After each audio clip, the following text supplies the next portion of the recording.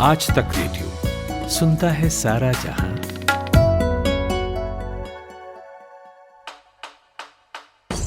नायक और खलनायक, विद्वान और महारथी, कला के ऐसे सितारे जो अब भी आसमान में चमकते हैं, और ऐसी हस्तियां जो इतिहास में अमर है। उजले व्यक्तित्व के धनी भी और स्याह पहलुओं के लोग भी। ये वो लोग जो मशहूर हैं। ये है नामी गिरामी।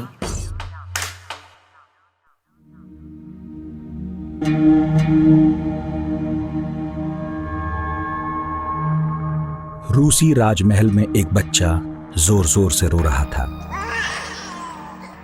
वो बीमार था, बहुत बीमार।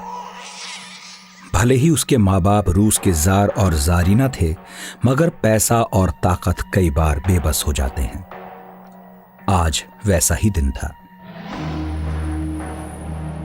बरसों की मनौतियों और पूजा पाठ के बाद पैदा हुए एलेक्सेई की हालत आज किसी से देखी नहीं जा रही थी। उसे हीमोफीलिया था।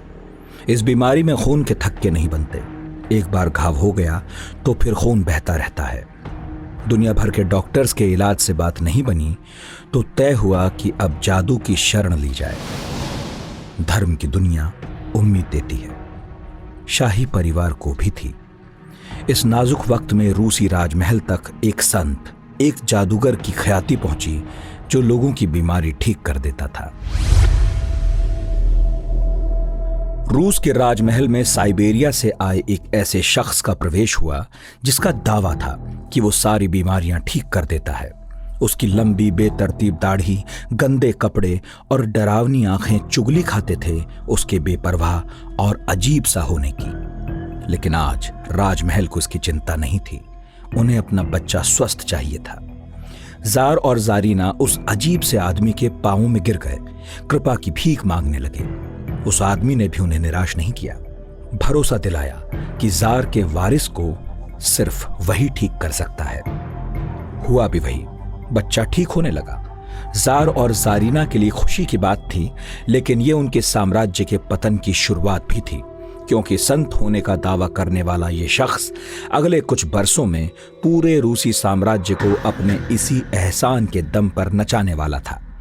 उस शख्स का नाम था रासपुतिन, ग्रिगोरी रासपुतिन। रूसी इतिहास जिसे साधु कम एक खलनायक तांत्रिक के रूप में ज्यादा जानता है। नमस्कार, आप सुन रहे हैं नामी गिरामी। मैं नितिन ठाकुर।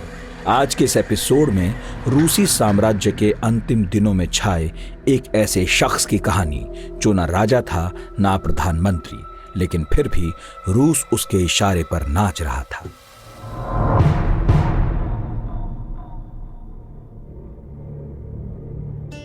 इतिहास में ऐसे बहुत से मौके आए हैं जब शासक या सरकार एक मठ या साधु की शरण में गए, और ये शरण में जाने तक ही नहीं रुका। आगे बढ़ने पर देश से जुड़े हुए फैसले भी उन्हीं दरबारों मठों से हुए जिनका कथित तौर पर शासन से कोई सरोकार नहीं था। रूस में यह वक्त कम्युनिस्ट क्रांति के ठीक पहले का था। ज़ारशाही अपने अंतिम दिन गिन रही थी, लेकिन ज़ार इसका अनुमान लगा नहीं पाए। उसी वक्त रूस के ठंडे और सूखे प्रांत साइबेरिया में एक किसान परिवार में बेटा जन्मा। इस लड़के ने खुद को साधु कहा, चमत्कारी होने का दावा किया। रूसी राज परिवार के इतने करीब आ गया कि उसके इशारे पर रूस का पूरा दरबार चलता रहा। जेएनयू में रशियन स्टडीज के प्रोफेसर अमिताभ सिंह बताते हैं, रासपुतिन एक बहुत एग्जैजरेटेड फिगर है रशियन पॉलिटिक्स में, और खासकर ऐसे समय में जब रूस की शक्ति का ह्रास हो रहा था, वो एक पावर की तरह खत्म होता जा रहा था। तो हिस्टोरियंस को और उस समय की रूसी प्रजा को एक फ्लैगिंग हॉर्स मिल गया था जो रासपुतिन की जगह था। रासपुतिन को लार्जर देन लाइफ प्रोजेक्ट किया गया है। रासपुतिन एक मॉन्क था या एक प्रीस्ट था जिसके पास कहा जाता है कि मैजिकल पावर है। 1869 के दिनों में रूस का केंद्र मॉस्को नहीं, सेंट पीटर्सबर्ग था। यहां से करीब 2500 किलोमीटर दूर टूरा नदी किनारे ग्रिगोरी जन्मा था, जो बाद में रासपुतिन कहलाया। माता पिता साधारण किसान, साइबेरिया जगह भी साधारण। इतनी कि रूस में होने के बावजूद राजधानी की हलचल तक से वाकिफ नहीं। ग्रिगोरी अपने माता पिता की कई संतानों की मौत के बाद जन्मा था। पढ़ाई में कोई खास दिलचस्पी नहीं। शायद यही वजह थी कि वो औसत विद्यार्थी भी नहीं बन सका। शुरुआत में ग्रिगोरी सिर्फ शराब पीकर यहां वहां भटकता रहता, मगर जाने क्यों उसे मठों ने आकर्षित कर लिया। 18 साल की उम्र में एक मठ उसने ज्वाइन किया। अपना नाम रासपुतिन रख दिया। कुछ दिन तक सब ठीक ठाक चलता भी रहा, लेकिन नियम कायदों से ग्रिगोरी रासपुतिन को चिढ़ थी। एक दिन अचानक उसने गांव लौटने का फैसला किया। उसकी शुरुआती जिंदगी पर रशियन स्टडीज के प्रोफेसर राजन कुमार रोशनी डालते हैं। मैं आपको बताऊं कि एक ऐसा कैरेक्टर था जो कि जिसका राइज भी एक बहुत ही मिस्टीरियस है। उनका जन्म जो हुआ था साइबेरिया के क्षेत्र में हुआ था, और अपने आप को उन्होंने शुरू में और बाद में भी एक फार्मर के रूप में प्रेजेंट किया था, यानी कि वो एक किसान के रूप में थे, किसान के घर से आते थे। उस समय तो ज्यादातर रूस का सारा इलाका किसान का इलाका था, कोई उस ढंग की इंडस्ट्री तो थी नहीं उतना ज्यादा। तो वो उसी वहां साइबेरिया के एरिया से फिर जो एक कॉन्टैक्ट बनता उनका यहाँ जो रॉयल फैमिली है, तब से उनका नाम चर्चे में आता है। रासपुतिन को धर्म की दुनिया लुभाती थी, लेकिन त्याग का कोई स्थान नहीं था। महज 1 बरस मठ में बिताकर उसने शादी कर ली, बच्चे हुए, लेकिन रासपुतिन का मन कहीं टिकता नहीं था। एक दिन झोला उठाकर वो सैर पर निकल गया। कई देश घूमते घूमते रासपुतिन का हुलिया बदलने लगा। वो लंबा लबादा ओढ़े चलता रहता, महीनों तक नहाता नहीं था, जिससे उसके शरीर से बकरियों जैसी बू आने लगी। दाढ़ी बेतरतीब हो गई, उसमें अक्सर खाने के दाने चिपके रहते। वो दावा करता कि उसके पास दैवीय शक्तियां हैं, वो किसी भी बीमारी पर काबू पा सकता है। इतिहासकार बताते हैं कि ऐसे वाकये हुए भी जब उसने किसी की जान बचा ली। इन घटनाओं ने तेजी से असर किया। बड़ी बड़ी सम्मोहक आंखों वाले रासपुतिन से लोग खौफ खाने लगे। वो कहने लगा था कि उसे भविष्य दिखता है। राज परिवार के संपर्क में आने से पहले ही रासपुतिन की पहुंच रूस के एलीट वर्ग में हो चुकी थी। एक साधु के तौर पर उसकी चर्चा को महल तक पहुंचने में वक्त नहीं लगा। अपने बच्चे की बीमारी से परेशान जार निकोलस II और उनकी बीवी महारानी अलेक्जेंड्रा सब कुछ आजमा लेना चाहते थे। शायद 1905 सबसे मुफीद वक्त था रासपुतिन के आने का। प्रोफेसर अमिताभ सिंह, ये कोइंसिडेंस था ही कि उसमें कुछ ऐसी शक्तियां थी या नहीं थी, या जो कहें वो एक फेथ हीलर बन गया था, यानी अपने शक्तियों द्वारा दूसरों के उसका उपचार कर सकता था बीमारियों का, और उसके कई सारे फॉलोअर्स बन गए थे उनकी शक्तियों को देखकर। तो जार और जारीना के जो पुत्र थे, एकमात्र संतान उनके बेटे जो थे, वो एक बहुत एक बीमारी है जिसे हीमोफीलिया कहते हैं, और उससे यूरोप के ज्यादातर राज परिवार उससे ग्रस्त थे। ये तो हेमोफीलिया को ट्रीट करने के लिए जारीना ने बहुत कोशिश की थी, बहुत डॉक्टर्स लिए थे, लेकिन कहीं ना कहीं रासपुतिन से वो मिल गए, रासपुतिन गए, और वो हेमोफीलिया को उसने क्योर किया। ये सत्य है, इसमें कोई कोई मना नहीं करता, हिस्टोरियंस भी मना नहीं करते। इसके चलते 1912 के बाद उनकी साख और बढ़ गई और राज परिवार में उनका आना जाना और भी बढ़ गया। रासपुतिन एक बार महल में घुसा तो फिर वहीं टिक गया। उसने जारीना को भरोसा दिलाया कि यदि वो गया तो उनका बेटा मर जाएगा। उसे राज परिवार के इतना करीब देखकर बाकी लोगों ने भी उससे करीबियां बढ़ा ली। राजमहल में तो वो सभ्यता से पेश आता, लेकिन बाहर उसकी अय्याशियां चलने लगी। प्रभाव ने पैसा दिलाया तो अपने आसपास उसने एक सेक्सुअल कल्ट फॉलोइंग पैदा कर ली। महंगी पार्टियां देना उसका रोज का काम था। इन्हें वो पार्टी नहीं कहता था, बल्कि धार्मिक संस्कार के रूप में होता था।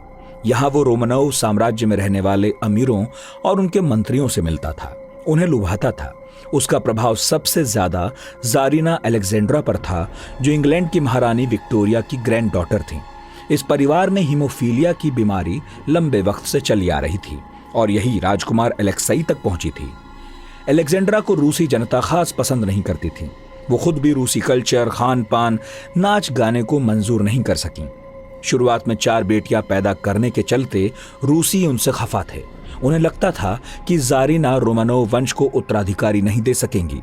यही वजह थी कि उनके आसपास उनका भला चाहने वाले काफी कम थे और ये बात खुद जारीना जानती थीं। रासपुतिन के लिए करीबी बढ़ाने का इससे बढ़िया मौका क्या हो सकता था?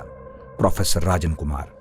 जो मुझे जो दिखाता है रासपुतिन के पास करीब जाना, वो उनका डेस्परेशन है।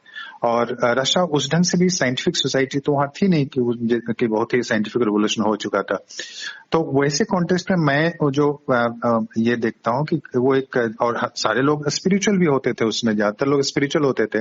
जो कम्युनिज्म और एंटी गॉड सेंटिमेंट जो आता है यूरोप में और खासकर रूस में, वो तो क्रांति के बाद आता है। उससे पहले तो काफी कम लोग थे उसमें ना बिलीव करने वाले। तो उस कॉन्टेक्स्ट में हम देखेंगे कि एक डेस्परेट फादर एक अपनी वाइफ की बात को मानने के लिए, क्योंकि वाइफ की बात को इग्नोर करना भी आसान नहीं होता है, तो उस कॉन्टेक्स्ट में वो रासपुतिन से हेल्प लेने की कोशिश करता है और उसी कॉन्टेक्स्ट में रासपुतिन काफी वहां पे पावरफुल होता है। और अब तो जार की कमजोर नस भी उसके हाथ में थी। जार और जारीना बेटे का हीमोफीलिया ठीक कराने के लिए कुछ भी कर सकते थे। इसी फेर में वो जादू टोने की जद में आ गए। रासपुतिन के पहले वो वैशॉट नाम के तांत्रिक के पैर पड़ते थे, जब तक कि उसकी पोल नहीं खुल गई और उसे देश निकाला नहीं मिल गया। अब इस जोड़े को रासपुतिन मिला। सुबह से रात तक भोग विलास में डूबे रासपुतिन के सेक्स और सनक के किस्से पूरे रूस में फैलने लगे। उसकी शिकायत दरबार तक गई, मगर जारीना उसकी ढाल बनी खड़ी थी।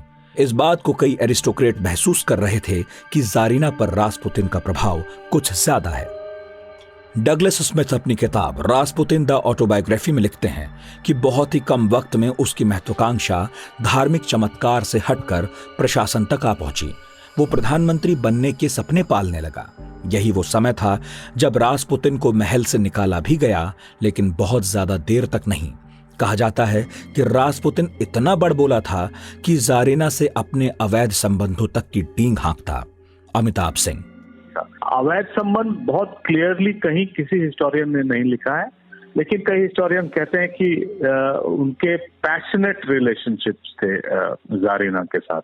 तो उस चलते भी उनका जो प्रभाव था 1912 में रानी के करीब आने के चलते, उसके चलते उनका प्रभाव रूसी जो रशियन कोर्ट था या रशिया राज परिवार का जो घराना था, उनमें उनकी पैठ बढ़ी। और पैठ बढ़ी तो जाहिर है जब श्रद्धा हो और लोग करीब आए, और खासकर जहाँ पितृसंतात्मक समाज है, वहाँ हमेशा महिला अगर किसी के करीब आती है तो माना यह जाता है कि शायद उनका अवैध संबंध हो। तो ये भी था।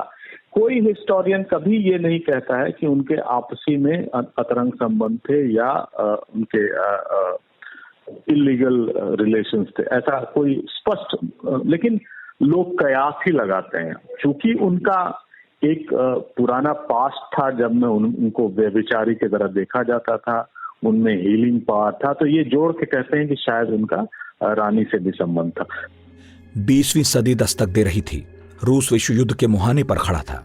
जार को अपनी सेनाओं का साथ देने राजधानी छोड़नी पड़ी और पीछे रह गए जारीना और रासपुतिन।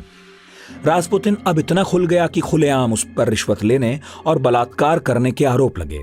उसके प्रभाव का अंदाजा लगाइए कि विश्व युद्ध में फ्रंट लाइन से दूर रखने के लिए वो सिपाहियों से रिश्वत लेता। इस दौर में रासपुतिन रूस के प्रशासनिक फैसलों में किस कदर इन्वॉल्व था, प्रोफेसर राजन कुमार बताते हैं।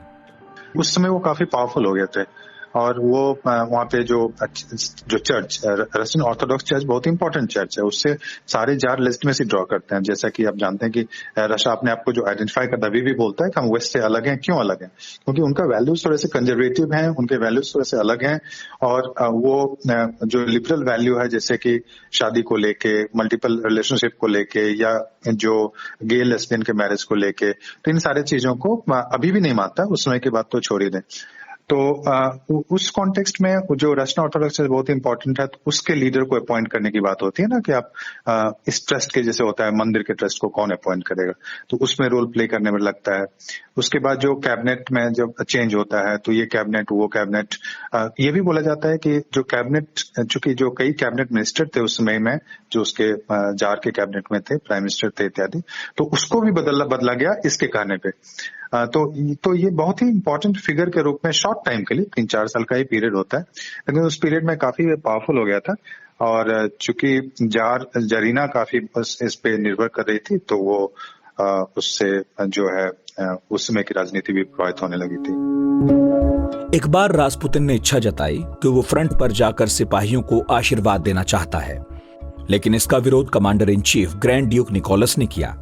इसके बाद रासपुतिन ने भविष्यवाणी कर दी कि अगर खुद जार ने सेना की कमान नहीं संभाली तो रूस हारेगा।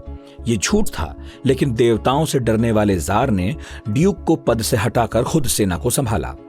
इस तरह रासपुतिन ने ड्यूक को सबक भी सिखाया और जार को राजधानी से दूर भी किया।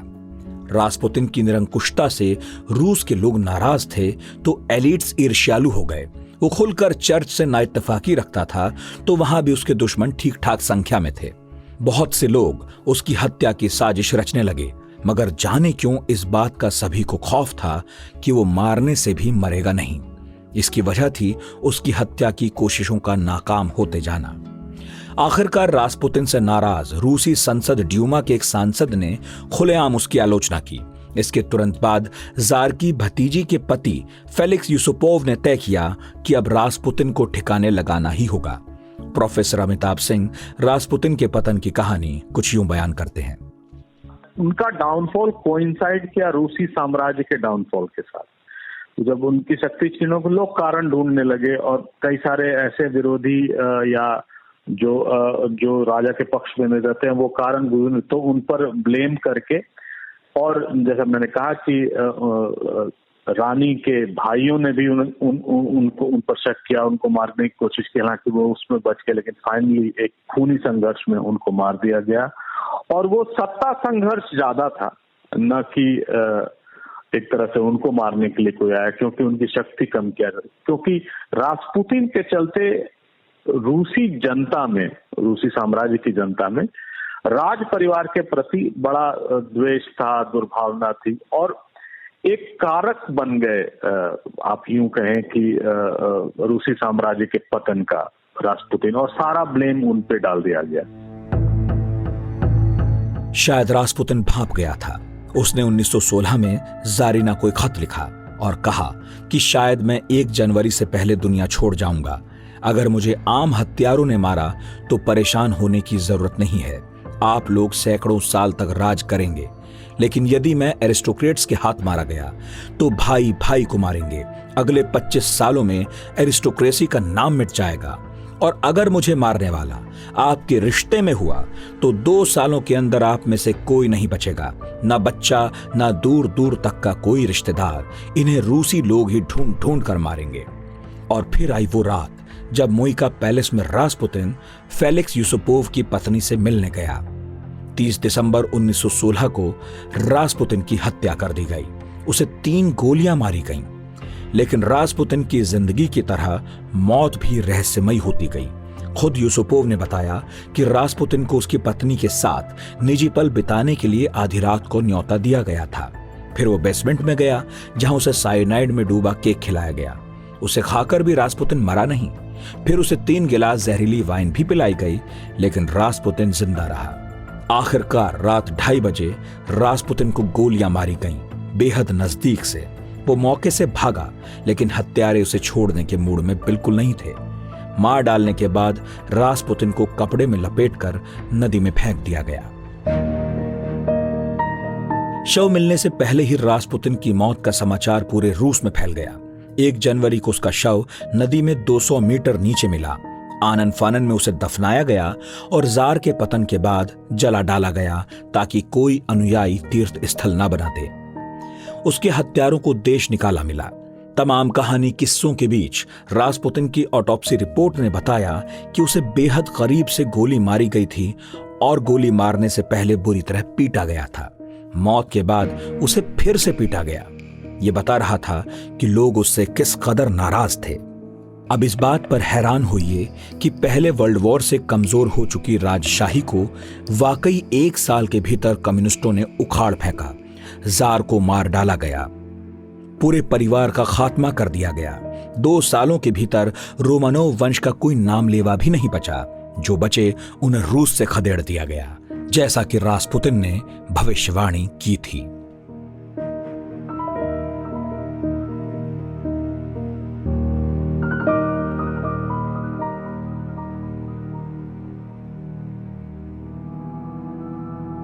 ये था आज का नामी गिरामी। कैसा लगा बताइएगा radio@aajtak.com पर। आज का नामी गिरामी प्रोड्यूस किया है रोहित ने, साउंड मिक्सिंग की है कपिल देव सिंह ने। मैं हूं नितिन ठाकुर, इजाजत दीजिए।